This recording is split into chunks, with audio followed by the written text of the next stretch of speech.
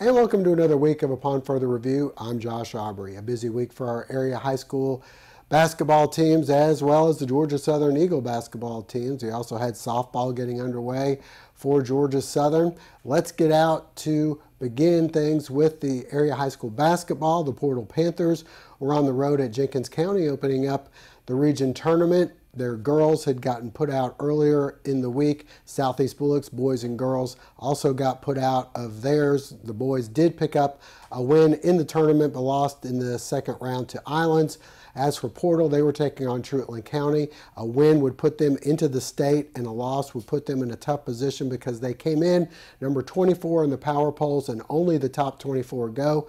After losing to Truitland in the opening round fairly handily, Portal is now 27th. There are right now some talks going on and some teams petitioning, but it does not look like Portal will be advancing to the state. However, Statesboro High's boys and girls will be advancing to the state. The girls opened up against Wayne County where they lost. Then they were able to win against South Effingham. They earned the number 3 seed. As for the boys, they won their opening game with Ware County and then lost to New Hampstead in the region title tournament title game. They are the number 2 seed. Both teams will be playing Bainbridge this week. The girls play Friday night and the boys will play home on Saturday night. Elsewhere, the Georgia Southern Eagles had 2 doubleheaders against the Louisiana teams, Monroe on Thursday and then Lafayette on Saturday. The men lost both. The women actually won their opening game with Monroe and then lost to Lafayette there on Saturday. The guys, they've lost 2 of their last 3. And they've got to try to get on track. They've got a big game coming up this week with Georgia State. We'll have highlights of all those games for you. The Georgia Southern softball team also opened up play. They had their first tournament, did pretty well this past weekend under their new head coach. We'll give you some highlights of how they did. It was also National Signing Day. We'll take you over to Statesboro High where they had 3 signing for football and 2 with soccer. And we'll also go to Georgia Southern where the Eagles had 21 in their signing class and highly regarded, ranked as number 1 or 2 in the Sun Belt after their good effort there on Wednesday. We'll take you out and hear from head coach Chad Lunsford. All that in just a moment. But before that, we'd like to remind you for any legal advice you may have in the Statesboro Bulloch County area, we have the man for you to call. Lovett Bennett Jr., attorney at law PC. Lovett's office located in downtown Statesboro.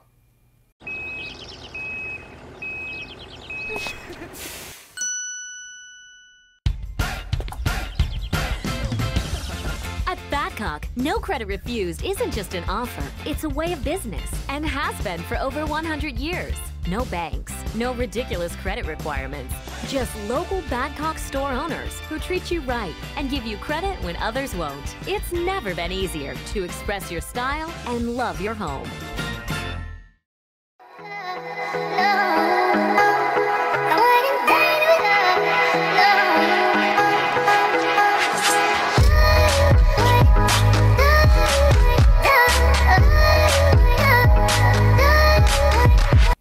All right, we're going to begin things with area high school basketball. You had the Statesboro Blue Devils opening up the region tournament at home. The boys won the region title, so they were able to host, and the boys and girls were in action. Statesboro's girls taking on Wayne County, Statesboro's boys taking on Ware County. Let's get out for some highlights.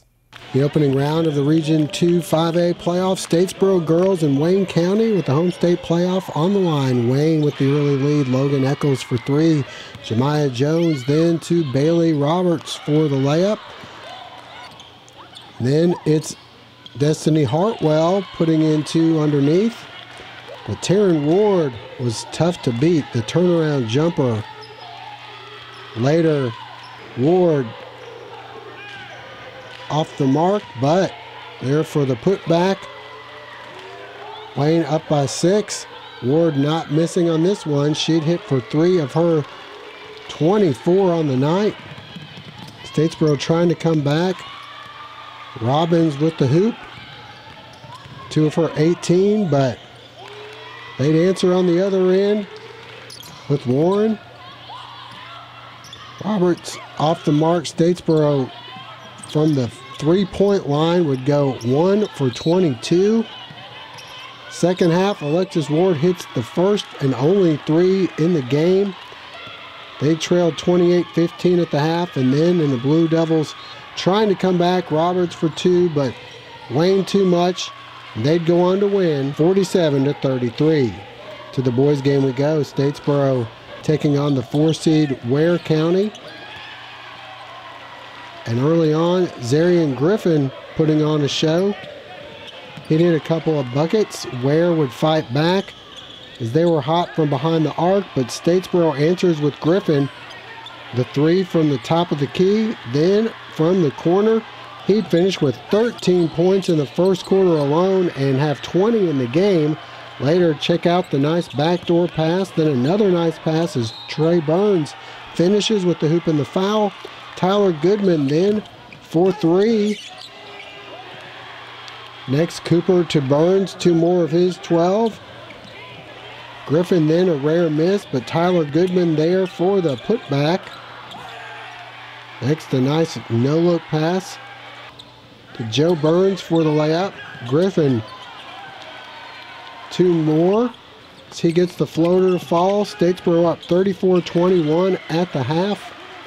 Second half, more Statesboro. Cooper to Burns, who follows up his own miss. Burns then goes hard to the bucket for 2 more. Burns off the inbounds to Daniel Cooper for the layup. Burns then with the rocket pass to Cooper. The hoop and the foul. Statesboro up by 15. Ware would get within 9 on this 3-pointer, but the Blue Devils answer. Cooper inside to Goodman. Griffin then to Goodman for the hoop and the foul. He'd finish with 15 points. Cooper then driving in for the hoop and the foul himself. Nice acrobatic shot. Then Goodman driving for 2 more as Statesboro advances to the championship, winning 65-52. So the loss by the girls put them into the consolation game where they were taking on South Effingham. The boys, for the 3rd time this year, taking on New Hampstead. They had beaten them twice. Tough to beat a good team 3 times, and that proved to be the way it ended up. Let's get out and see some of the highlights. To Statesboro we go, and the girls taking on South Effingham in the region consolation game Saturday night. This one all Statesboro. Lacey Robbins to an open Bailey Roberts. Jemiah Jones later on the break finds Roberts again. It's the Blue Devils pouring it on. Robbins to Roberts. 2 more. Statesboro by 10. Roberts later muscles up 2 of her 14 points. Robbins then open for the 3. Statesboro by 14.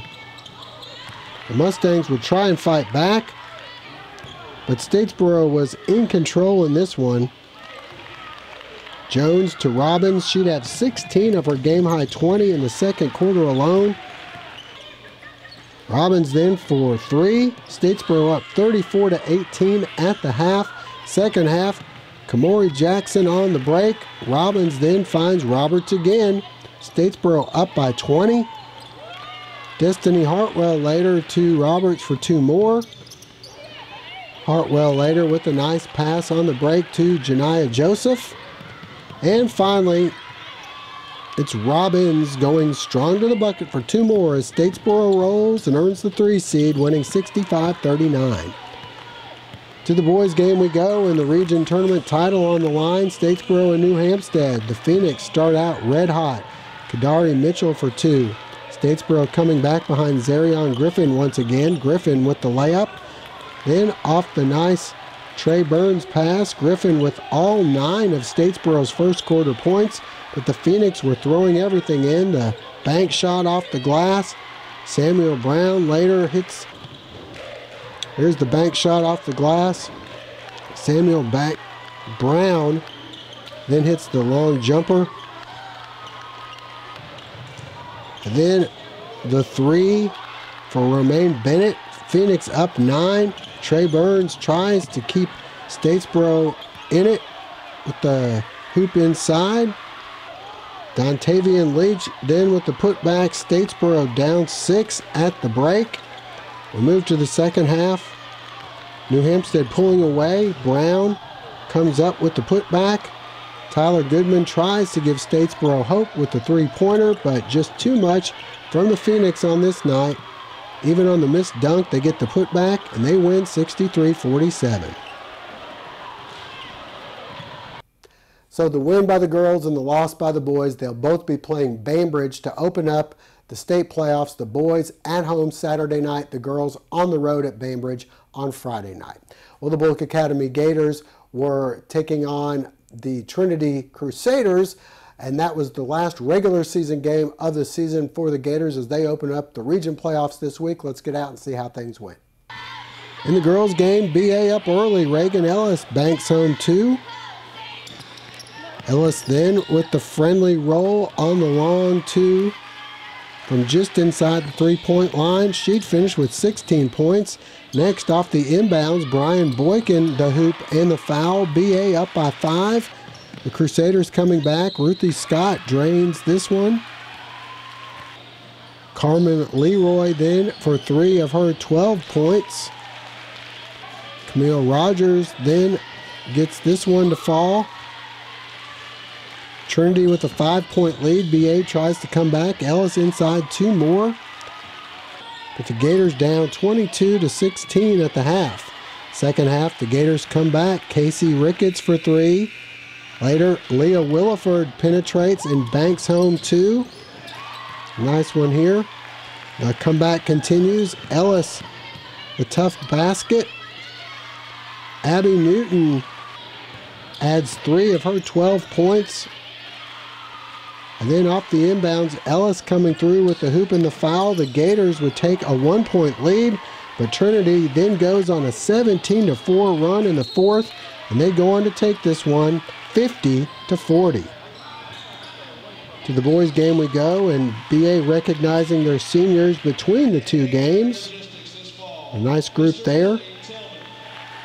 To the action on the court. This one all Gators. Don Aaron with the 3. Senior Chad Lanier later follows with the friendly bounce here on the jumper. Peerless Brown off the mark, but Matt Childers there for the putback and the foul. Dre Harrison later on the break for the hoop and one himself. And then it's Brown coming through with 2 of his 13 points. The Gators up 26-14 at the half. In the second half, the Gators would start to pull away.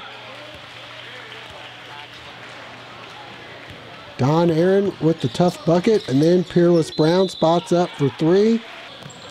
Brown then swings it over to Aaron for 3 more. The Gators up by 18. Harrison driving in for 2 of his 14 points in the game. And finally, senior Seth Brandt comes through with the layup, and BA rolls 51-25.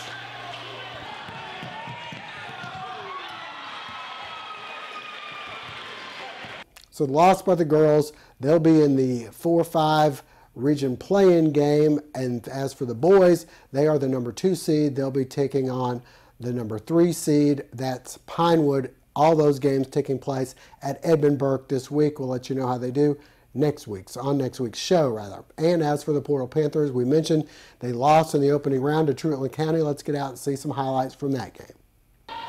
The Portal Panthers taking the number 3 seed into the region tournament against number 2 seeded Truitland. The Vikings open up a 7-0 run, doing most of their damage in the paint to Coben Thomas, and then Arcavius Lovett with a couple of buckets. Portal tries to fight back. Ronald Williams for 3. Later, Williams spots Dax Reddick for 3 more. More from Williams, the pull-up jumper. He'd finish with 11 points for Portal. But Cameron Jordan answers with 3 of his 14 on the other end. Reddick open again. He hits another 3. Williams adds 2 more, but again, the Vikings in command. Kasabian Mitchell with the layup. Trutland up by 12 at the half. We move to the second half. The pass ahead to Thomas for 2 more.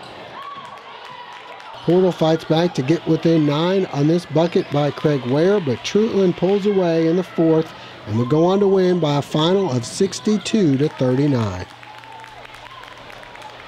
To stay ahead, a parent has to really be on the go and stop for school, stop for sports, stop for an intervention. But you don't have to stop for banking. To stay ahead with mobile online banking, bank ahead with Queensboro National Bank and Trust.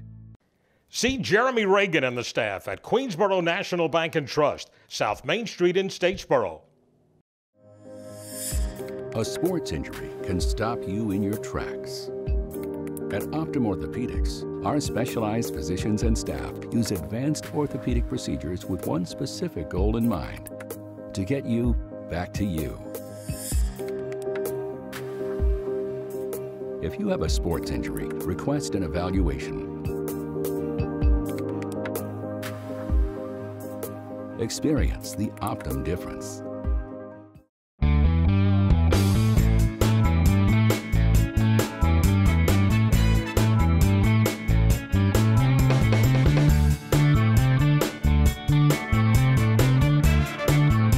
Hey, Miss Thompson, everything's fine. It's going to be no problem. I'll have you done in a few minutes.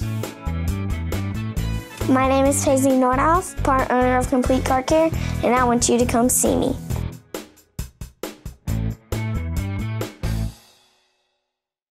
Family Internal Medicine Associates of Statesboro, providing primary care for Statesboro area patients since 1998, providing complete physicals, complete sports physicals, Medicare wellness exams, full diabetes treatment, and education from lifestyle changes to oral medications to insulin pump therapy. In-house dermatology, in-house circulation tests and ultrasounds, in-house lab. And introducing our new nurse practitioner, Melissa Beasley, as we now accommodate same-day or next-day appointments to serve your needs. Family Internal Medicine Associates of Statesboro, where we care. The Medical Center Pharmacy on Grenade Street is proud to be your Health Mart pharmacy in Statesboro. The Medical Center Pharmacy, locally owned and serving this community for 50 years, is open 364 days a year. The pharmacists at Medical Center know there's nothing more important than your family's well-being. That's why they take the time to know their customers, explain their medications, and answer any questions. The Medical Center Pharmacy, your Health Mart pharmacy. Health Mart, caring for you and about you. Well, National Signing Day has come and gone. The Georgia Southern Eagles, looks like their first signing class under head coach Chad Lunsford has been a successful one. They're ranked as either number 1 or number 2 in the Sun Belt. We had a chance to talk with Chad Lunsford about this year's signing class. The big piece to our class was just making sure that we, hit the different positions and make sure that we got the right guys for our schemes and stuff, and also make sure they were right fit as people. And I think we did a really good job in that area. And other thing that I'm really proud about is how well we did inside the state of Georgia. I know somebody brought me a stat earlier and said that we probably had the highest percentage out of all the FBS schools in the state of Georgia to sign in-state players, and that's something that's very important to Georgia Southern. Skilled players, the great thing about all of them is they can do different things. In our defensive scheme with the 3-4, there's a lot of different moving parts with the back end as far as corners, safeties, outside linebackers, and those guys have got to be able to fit in that. And then on offense, you got to have guys that are explosive that can, get the ball in different areas of the field, whether it's, catching a pitch, taking a handoff, catching a quick pass, whatever, and just be able to make plays in space. So definitely something that we wanted to make sure that we addressed, and always being able to have playmakers. We did not take as much advantage of the early signing period just for obvious reasons. We wanted to make sure that we were getting our coaches hired. We wanted to make sure that we were making sure that all our coaches knew which direction we were going to go. And so we got a good core group that we signed in December, and then you know, that was the game plan all along, was get a good core group in December and then try to go finish strong in January. And I think because there was an early signing period, it allowed us to go get some really good football players that maybe would have been, you know, maybe more schools would have recruited them if there wouldn't have been an early signing period. But it was still a lot of that coming at the end where guys were trying to come in and flip your guys and try to, you know, Power 5 and come and take a G5 guy and all that kind of stuff. But we did I thought we did a really good job of just closing. We could have easily signed 21 guys in December. We could have easily done that, but I just don't feel like it would have been the right thing for us to do. And so we made some tough decisions during December with some guys, and then we also, you know, took some guys and that we thought would be good fits. And then, you know, going through January, that was the plan. Let's get a good base, let's get a good core, and then let's go finish strong. And I think that showed today. And staying with Georgia Southern, the men's and women's basketball teams in action. Let's send you out to Hanner Fieldhouse for the ball games between the Eagles and Monroe. That taking place on Thursday, and then Georgia Southern and Lafayette playing on Saturday.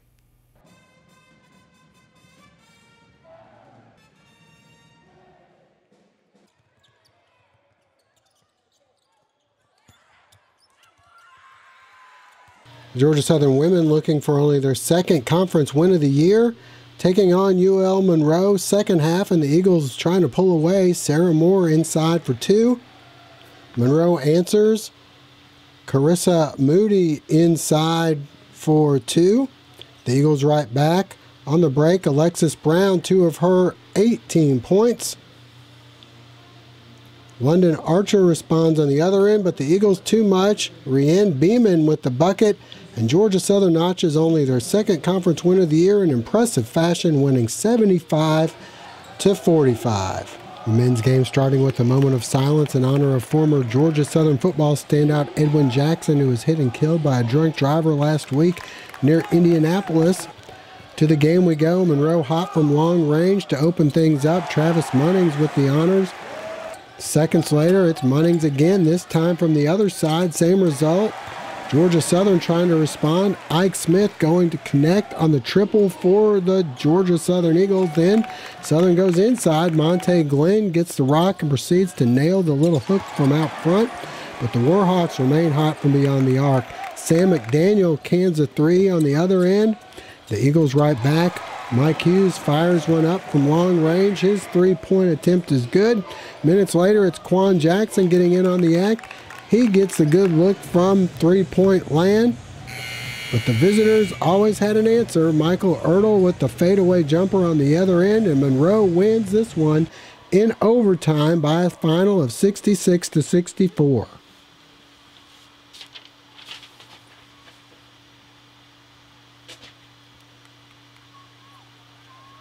Colorful game Saturday, breast cancer awareness, seeing plenty of pink as the Eagles host Louisiana Lafayette.